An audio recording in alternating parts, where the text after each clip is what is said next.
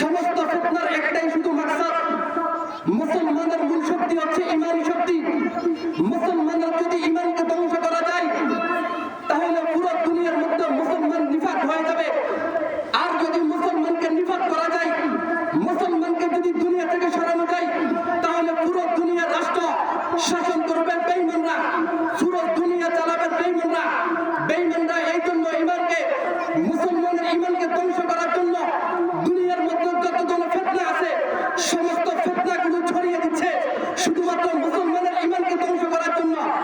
সুস্পষ্ট ভাষায় বলতে চাই, মুসলমানিত্বকে ধ্বংস করার জন্য ফেরাউন শত চেষ্টা করেছিল, ফেরাউন পারে নাই। মুসলমানের ইমানকে ধ্বংস করার জন্য যুগে যুগে আবু জাহেল আসছে, মুসলমানের ইমান ধ্বংস করতে পারে নাই।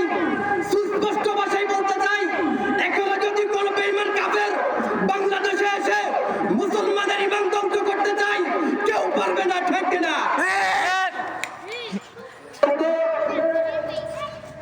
একজন মহিলা তিনি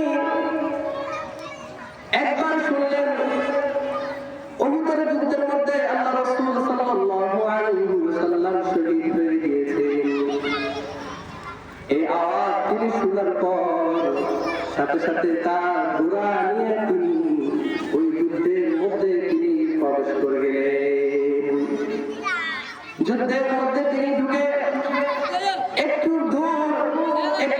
দূর যাওয়ার পর তিনি একজন ব্যক্তির সাথে দেখা। তিনি ওই ব্যক্তিকে বলেন, ভাই আল্লাহর রাসূলের কি অবস্থা? রাসূল ভালো আছে, রাসূলের অবস্থা কেমন আমাকে জানান। এই কথা শোনার পর ওই ব্যক্তি বলেন, ওই মহিলাকে বলেন, তোমার সন্তান শহীদ হয়ে গেছে। বিন্দু পরিমাণ ওই মহিলাকে ভ্রুক্ষেপ করলো না, বিন্দু পরিমাণ এই মহিলা ওই দিকে একবারে নজর করলো না। তারপর ওই মহিলা আরেকটু দূর অগ্রসর হলেন, আরেকটু দূর অগ্রসর হয়ে তার সাথে অন্য একজনের সাথে দেখা। তাকেও বলেন, রে ভাই, আল্লাহর রাসূলের কি অবস্থা? রাসূল কেমন আছে? তখন ওই মহিলাকে ওই ব্যক্তিও বলেন, তোমার স্বামী শহীদ হয়ে গিয়েছে। আর একটু দূর যাওয়ার পর এই মহিলার সাথে আরেকজন সাহাবায়ে কেরামের সাথে দেখা। ওই সাহাবীকেও জিজ্ঞেস করেন, আল্লাহর রাসূল কেমন আছেন? তিনি বলেন, একটু আগে দেখলাম এই জায়গায় তোমার সম্মানিত স্বামী সেও মৃত্যুবরণ করে পড়ে আছে। এই কথা শোনার পর তারপরেও এই মহিলা কিন্তু পরিমাণ ভ্রুক্ষেপ করে নাই, একটা বড় চিন্তা না করে তাকে জিজ্ঞেস করে, আমার রাসূল কোথায়? আমার রাসূল কি অবস্থায় আছে? আমার রাসূলের কি খবর? তারপর আরেকটু দূর অগ্রসর হওয়ার পর অন্য একজনের সাথে দেখা। আর ওই ব্যক্তিকে বলেন, আল্লাহ রাসূল কেমন আছে? আমাকে রাসূল সম্পর্কে খবর দেন। এই কথা শোনার সাথে সাথে ওই ব্যক্তি বলেন, তোমার সম্মানিত ভাই তার লাশ আমি একটু আগে এই জায়গা দিয়ে দেখলাম। তারপরে এই মহিলা কিন্তু পরিমাণ কোন ভ্রুক্ষেপ করে নাই। তারপরে তাকে জিজ্ঞেস করে, আমার রাসূল কেমন আছে?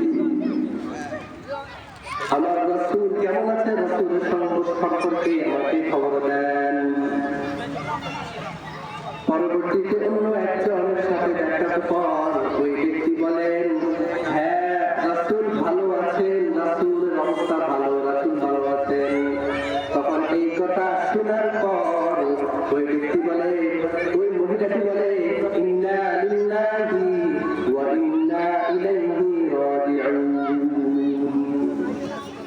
তখন তিনি রাসূলের সংবাদ পাওয়ার পর তার ঘোড়া মোবারক থেকে রাসূলের সাথে সাক্ষাতের জন্য তিনি গেলেন। আর যখন তিনি দুচোখে আল্লাহর রাসূলকে দেখলেন, তখন তার দিল মুবারক শান্তি হলো। আর তখন তিনি বাড়িতে গেলেন। ইসলামকে এই পরিমাণ ভালোবাসতেন সাহাবায়ে কেরাম, এই পরিমাণ তারা তাদের সন্তানকে আল্লাহ রাসূলের মুহাব্বতের জন্য আল্লাহর রাস্তায় দিয়ে দিয়েছেন। তাদের স্বামী দুনিয়ার মধ্যে ইসলামকে বিজয় করার জন্য, রাসূলের মুহাব্বতের জন্য